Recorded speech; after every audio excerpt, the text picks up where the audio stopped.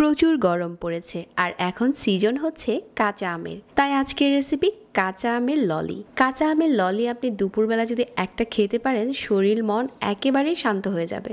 কাঁচা আম নিয়েছি 4টার মতো। তারপর পর্যাপ্ত পানিতে এই কাঁচা আমগুলো দিয়ে সিদ্ধ করে নিচ্ছি। তারপর মাঝারি আঁচে বেশ কিছুক্ষণ জাল করে নিয়েছি। এখন আমটা সিদ্ধ হয়ে গেছে। পানি থেকে উঠিয়ে পুরোপুরি ঠান্ডা করে নিয়েছি আর এটার এখন খোসা ছাড়িয়ে নিচ্ছি। এটা আপনি পাকা আম যেরকম খোসা ছাড়ান, সিদ্ধ করার পর ঠিক এরকম হয়ে যাবে।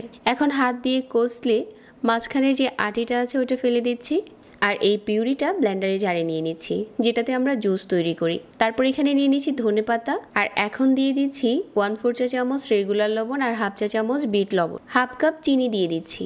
একটা লেবুর স্লাইস নিয়ে 1 চামচের মতো লেবুর রস দিয়ে দিচ্ছি। যে পানিটা দিয়ে আম সিদ্ধ করেছিলাম এখান থেকে দিয়ে দিচ্ছি 1/2 কাপ। সবগুলো মিশ্রণ একসাথে করে দিয়ে এখন ব্লেন্ড করে নিচ্ছি।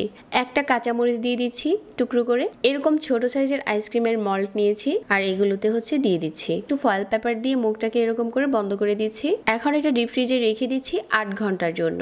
8 ঘন্টা পর ফ্রিজ থেকে খুলে নিয়েছি। আমাদের কাঁচা আমের ললি এখন তৈরি। এই সিজনে কাঁচা আমের ললিটা একবার বানিয়ে দেখতে পারেন। যারা প্রতিনিয়ত আমার সহজ রেসিপিগুলো দেখতে পছন্দ করেন তাদেরকে অনেক ধন্যবাদ জানাচ্ছি। আর নতুন রেসিপি পেতে পেজ ফলো করে রাখবেন।